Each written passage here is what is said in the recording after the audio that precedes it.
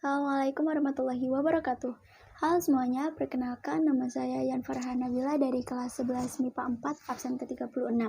Di video ini saya akan membacakan rangkuman yang sudah saya buat meliputi prinsip ekonomi Islam, jual beli dana khiyar, syirkah, riba dan bunga, serta bank secara Islami.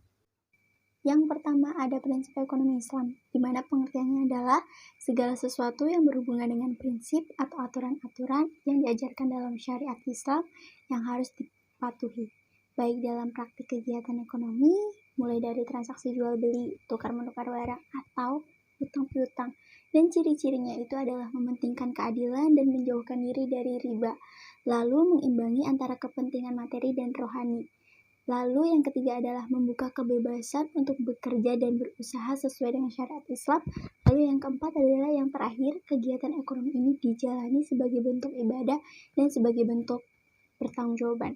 Lalu tujuan prinsip ekonomi itu adalah sebagai pemenuh kebutuhan dasar, yaitu papan dan sandang, pangan, kesehatan, dan juga pendidikan untuk semua lapisan masyarakat.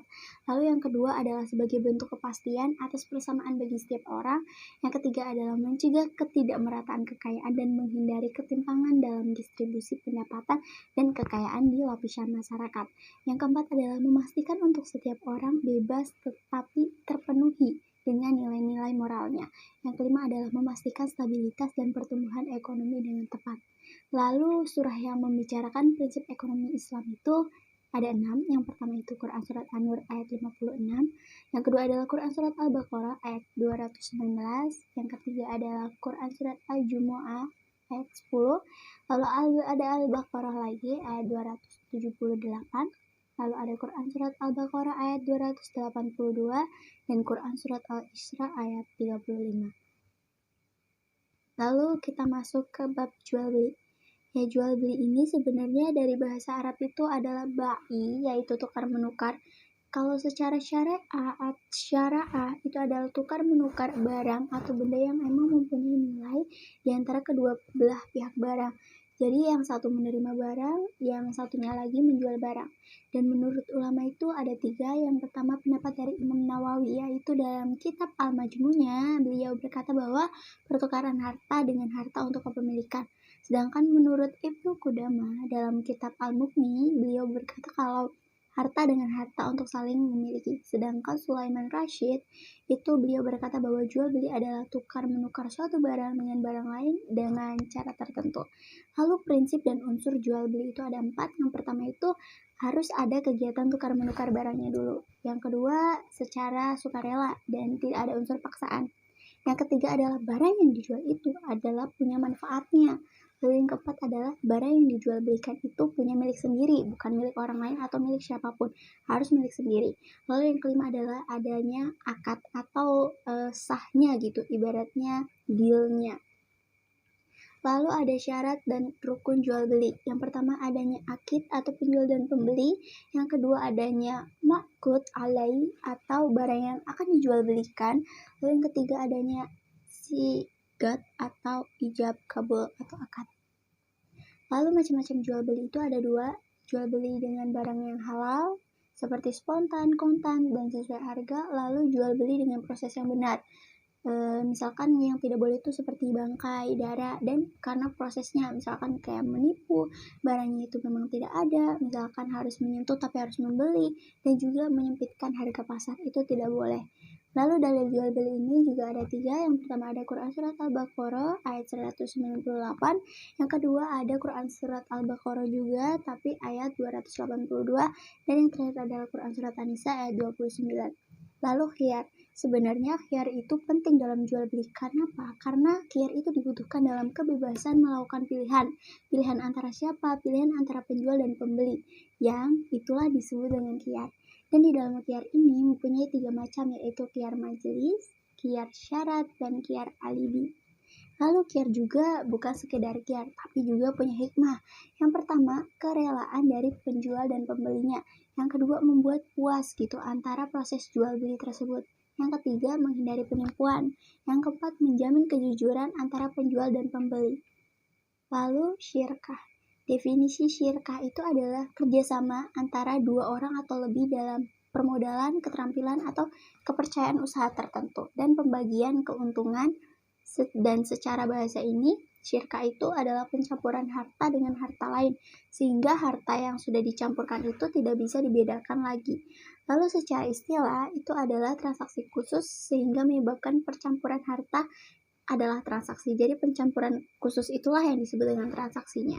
Rukun syirkah sendiri yang pertama adalah sikat, yaitu lafal akadnya.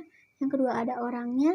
Orangnya itu adalah pihak yang emang melakukan perserikatannya atau janjiannya. Yang ketiga adalah adanya kerjasama, yaitu kerjasama menjalankan usaha di bidang tertentu yang usaha tersebut menjadi titik yang akan dijalankan. Lalu syarat syirkah itu adalah yang pertama, syirkah itu harus dilakukan dengan modal tunai. Jadi tidak boleh selain tunai. Yang kedua adalah orang yang melakukan syarat syirkah itu adalah 2 orang atau lebih. Lalu yang ketiga adalah pada saat pencampuran kedua harta atau lebih itu tidak bisa dibedakan. Lalu yang keempat adalah keuntungan dan kerugian itu bisa diatur dengan perbandingan modal dan harta dari pihak tersebut. Lalu riba. Nah, pengertian riba ini berarti menetapkan bunga atau melebihkan jumlah pinjaman pada saat pengembalian berdasarkan persentase tertentu dari jumlah pinjaman pokok yang dibebankan kepada peminjam. Dan pengertian secara bahasa dan istilah ini adalah, kalau secara bahasa itu artinya ziyadah atau tambahan. Kalau secara istilah artinya pengambilan tambahan dari harga pokok atau modal secara batil. Jadi batil itu ya jelas dilarang ya. Lalu faktor belakang riba. Faktor belakang riba itu yang pertama karena kita terlalu banyak nafsu dunia kepada harta benda. Yang kedua adalah serakah harta. Kita terlalu melihat harta itu paling utama. Lalu yang ketiga adalah tidak pernah bersyukur dengan apa yang ada. Kita selalu tidak merasa puas dengan apa yang kita miliki. Lalu iman kita lemah, lalu kita itu selalu ingin menambah harta. Dengan salah satunya itu dengan cara riba. Lalu macam-macam riba, yang pertama ada riba fadli, yang kedua ada riba kordi, yang ketiga ada riba yad, dan yang keempat ada riba nasa. Lalu dampak riba itu terutama bagi ekonomi ya.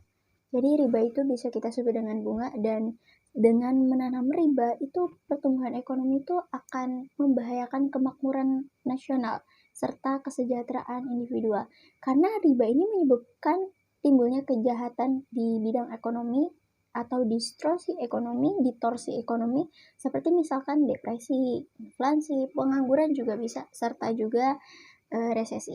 Lalu keterangan larangan riba ini ada di Quran Surat Ar-Rum ayat 39, di Quran Surat An-Nisa dari ayat 160 sampai 161, lalu Quran Surat Ali Imran di ayat 130, dan Quran Surat Al-Baqarah di ayat 278 sampai 279.